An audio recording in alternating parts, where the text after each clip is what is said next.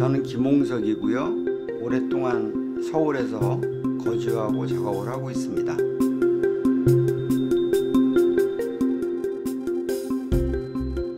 수업이 진행이 되면 제가 제 클래스에서 유일한 동양인이었는데 교수가 하는 말이 항상 일관됐어요.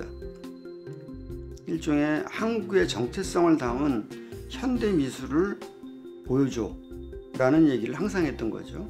근데 나는 한국의 정체성을 그 당시에 생각해 본 적이 없었기 때문에 과연 한국은 무엇일까라는 자문을 굉장히 많이 했던 거예요. 그런데 가만히 한 1년쯤 지나고 보니까 독일 친구들은 자기의 독일의 정체성을 고민하고 있지 않아 보였어요. 아무도 자기가 하고 싶은 대로 다 그리는데 왜 나한테만 이러는가 하는 생각이 들었던 거죠. 그것이 저한테 이제 지금의 본의 아니게 이제 개념적인 미술을 하게 되는 시발점이 된 거고, 그 나에 대한 정체성을 찾는다는 그 질문 자체가 굉장히 선민의식이 있다라는 걸 알게 된 거죠.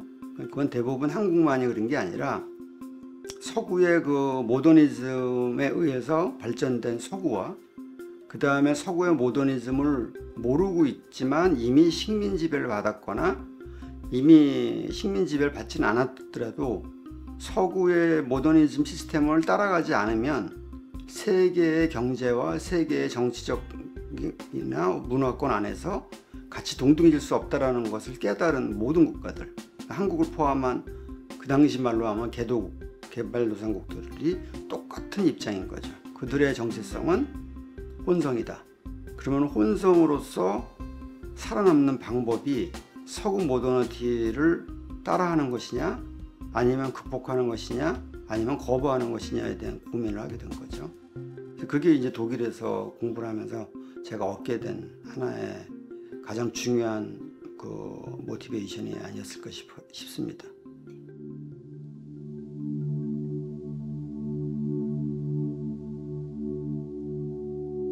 저는 이제 제 스스로가 스스로한테 정의를 내렸어요. 뭐냐면은 나는 스스로 창조하는 미술가가 아니라 나는 반응하는 미술가다라고 했어요. 그러니까 I act가 아니라 I react 하는 사람이다. 왜냐하면 저는 이미 그 모더니즘 세대 것을 베끼고 서구 것을 본의 아니게 공부할 수밖에 없었던 세대이기 때문에 일종의 첫 번째나 혹은 뭐 두 번째 세대가 되지 않을까 싶어요. 근데 그것은 어쩔 수 없이 우리나라나 그 외 비서구권 국가가 생존하기 위해서 어쩔 수 없이 해야 되는 일이죠. 근데 내가 여기서 독창적으로 무언가를 하겠다라고 하는 것은 정말 자유로운 상황일 때 가능한 일이라고 생각을 해요. 그냥 내 스스로한테 물어봤어요. 나는 정말 자유로운가? 자유롭지 않았어요. 왜냐하면 내 발목과 내 목을 조르고 있는 것이 그 서구의 모더니티였기 때문에, 근대성이요.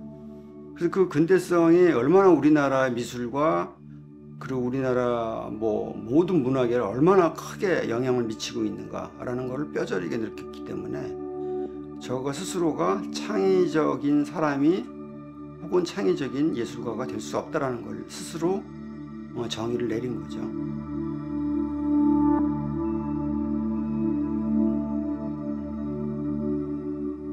번역과 차용이 이제 제가 작업에서 첫 번째 시작을 했던 그 일종의 챕터라고 할 수 있는데요. 4가지 저는 챕터로 진행을 해왔는데 그게 저의 성장기로 보면 될 것 같아요. 글쓰기가 나오게 된 이유도 내 스스로가 새로운 것을 창조할 수 없기 때문에, 아까 차영도 마찬가지지만 서양에 이미 만들어진 예술작품을 내가 또다시 리액트한 거죠. 그래서 결국은 제가 글쓰기를 하게 된 것은 일종의 매뉴얼북인 거예요. 그러니까 우리가 모든 것을 새로운 어떤 제품을 사게 되면 따라 들어오는 게 매뉴얼북이죠. 그게 너무 재밌었어요. 매뉴얼북이. 그러니까 매뉴얼북은 읽고 나면 버려지는 거긴 하지만 내가 그거 익숙해지면 되는 것이지만 익숙치 않으면 계속 매뉴얼북을 봐야 되겠죠. 그만큼 매뉴얼이라고 하는 것이 우리가 근대화되는데 굉장히 중요한 지침서, 소위 말하는 다른 말로 하면 인스트럭션이 되는 거죠. 지시서. 그래서 일부러 저는 그 지시서를 이제 쓰기 시작한 거죠. 제 작품이 하나가 있고 그다음에 지시서가 있는 거예요. 근데 그것이 애매모호하게 글을 읽으면은 내 작품이 이해되는 것 같지만 사실은 더 애매모호하게 만들려는 저의 시도였던 거죠. 그러니까 두 개가 개별이지만 없어도 돼요. 글이 없고 조각만 있어도 되고, 아니면은 조각이 없고 글만 있어도 충분히 상상할 수 있어요. 그렇기 때문에 두 개를 같이 있음으로 해서 사실은 아까 제가 항상 추구하는 뭐 일종의 중간의 단계, in between어가 되거나 중간자가 되거나 아니면 틈새, void가 돼서 틈 안에 들어가서 도대체 정의하기 어렵다라고 느껴질 수 있는 그런 상황을 일부러 제가 연출을 한 거고, 그런 의도로서 그런 작품을 만들었습니다.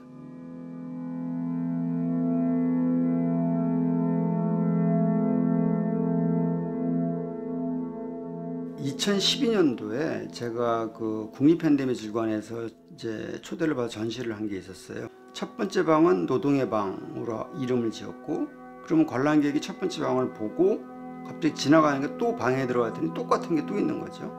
두 번째 방은 태도의 방이라고 적고요. 마지막에 또 들어가면 똑같은 게 또 있는 거죠. 다른 설명을 갖고 있는 은유의 방을 만들었어요.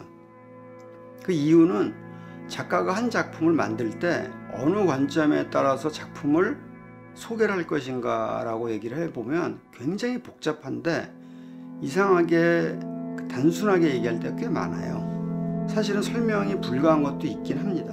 그런데 노동의 방 같은 경우에는 이게 어떤 사람에 의해서 만들어질 때 그 사람한테는 얼마가 들었고, 그 다음에 제작 재료비는 얼마가 들었고 하는 그런 관점에서의 이야기를 하는 거고, 태도의 방은 내가 어떤 정치적 입장을 띄어야 되는가, 즉 뭐냐면 내가 가난한 미술가로서 보여주는 게 난 건지, 아니면 굉장히 비싼 재료를 써서 남들이 감히 엄두를 내서 흉내낼 수 없을 정도의 크기와 엄청난 비싼 재료를 써서 했는지에 따라서 저의 입장이 달라져 보이겠죠. 제 작품을 만드는 사람의 입장, 폴리티컬 포지션이라고 할 수 있는데, 내 정치적 입장을 모든 작가는 갖고 있어요. 이것이 부셔주기 쉬운 뭐 강목이나 혹은 뭐 플라스틱이나 혹은 뭐 비닐로만 만들어진 것인가, 아니면 브론즈로 만든 것인가에 따라서 저의 정치적인 입장이 보는 사람에 따라서 굉장히 달리 보인다는 거죠. 마지막에 방은 은유의 방인데 그거야말로 이제 미술에서 가장 많이 쓰이는 방법이죠. 미술가들은 은유로서 그 형태, 은유로서의 어떤 재료, 은유로서의 색깔, 은유로서의 어떤 사이즈, 이제 그 크기를 말하는 거죠.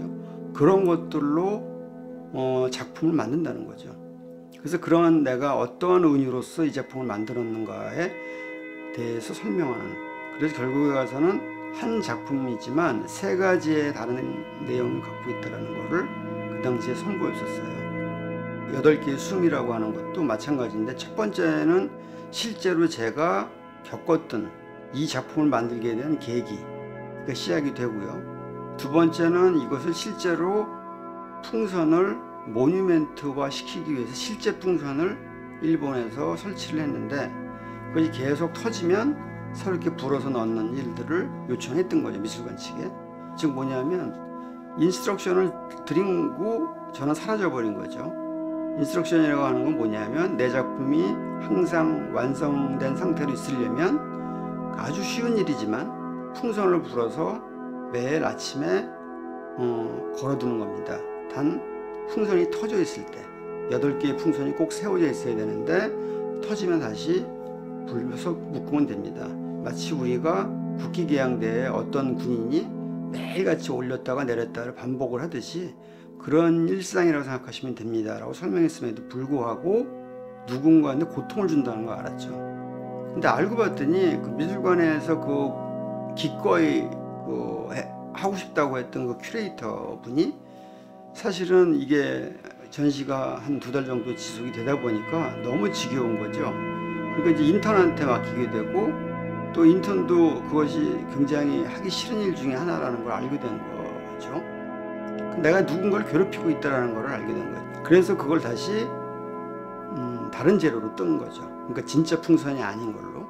그것이 이제 또 그래서 또 다른 이야기가 형성이 되게 된 거고, 그 다음에 아까 말한 제가 정치적인 태도, 과연 이 풍선이 진짜 풍선일 때가 원작이고 아름다운데, 왜냐하면 그 풍선은 누군가의 숨이 들어갔기 때문에 진짜 숨이 그 안에 있다라는 거죠. 그건 사실이고 그게 이제 원작이라고 나는 판단한 건데, 그것이 유지되기 위해서 굉장히 많은 그 사람들이 피곤해 한다는 걸 알고, 과연 그럼 내가 어떤 재료로 전환할 것인가에 대해서 고민을 많이 했어요. 예를 들자면 플라스틱 계열로 할 것인가, 아니면 소위 말하는 청동으로 할 것인가. 플라스틱으로 하게 된다면 야외에 놔둘 수가 없는 상황이 되고, 청동으로 놔두게 되면 야외에 놔둘 수 있는 상황이 되는 거죠.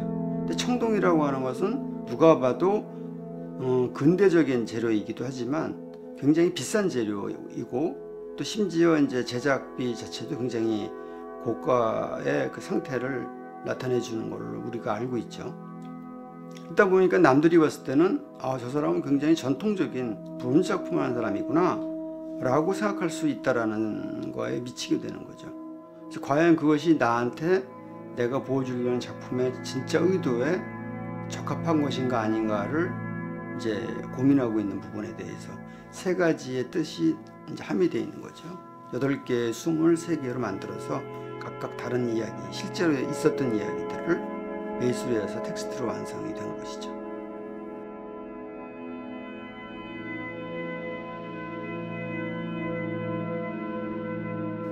제가 아까 예술을 반응한다 라고 말씀을 드렸지만, 사실은 저는 점점 나이가 들고 계속 작품을 해오면서 예술의 정의가 점점 바뀌기 시작했어요.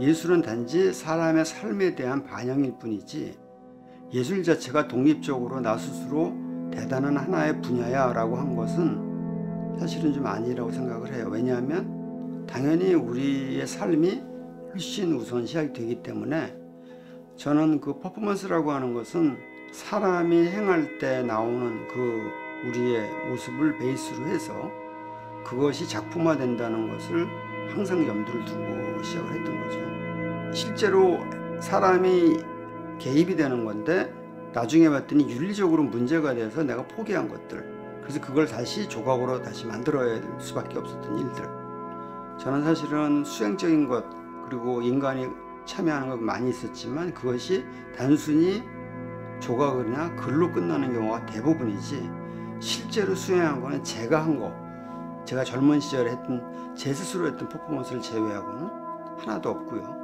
근데 그때 했던 전시가 히어로 매니악이라는 제목이 전시명이었는데, 그냐면은 영웅의 매니아라는 뜻이죠. 그러니까 현대 시대에서는 다 영웅들을 되게, 영웅이라고 하는 건 지금으로 말하면 스타라고 바꾸면 될 것 같아요.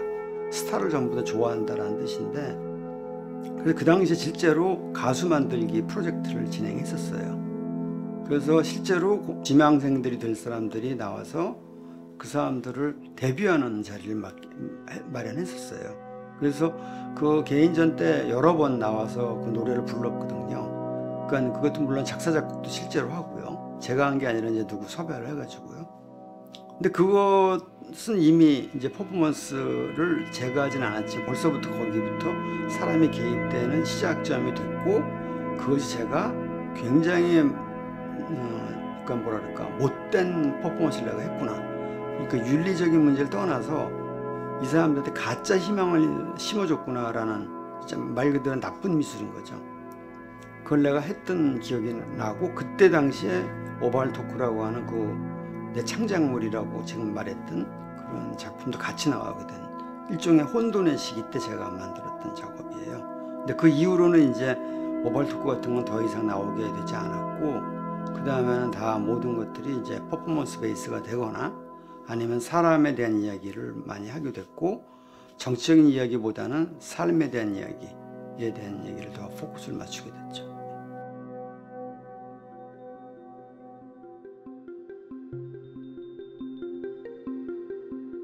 하고 싶은 건 아까 말씀드린 대로 저는 액트를 해보고 싶어요, 이제는요.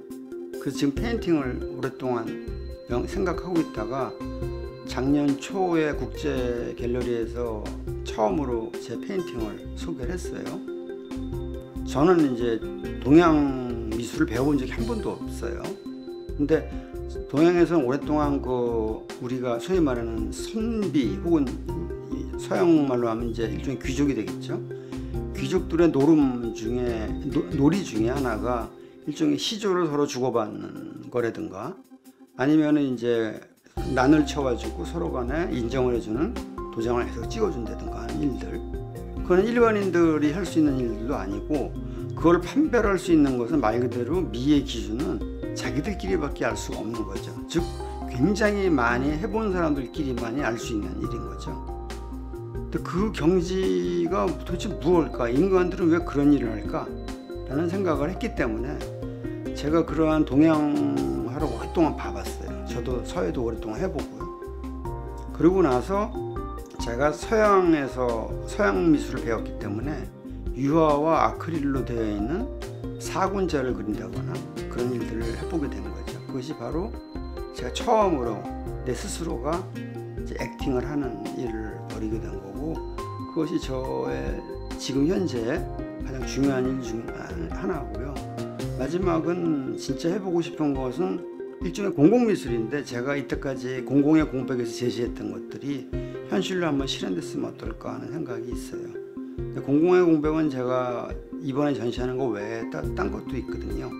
그건 텍스트가 없이 그냥 쓰기만 한 건데, 실제로 그것이 한번 벌어지게 되면 어떻게 될까 한번 두 눈으로 보고 싶은 마음이 있어서, 만약에 너무 늙어서 세상을 뜨게 된 후에도 누군가가 나중에 것처럼 한번 만들어지면 어떨까 하는 기대감이 좀 있어요.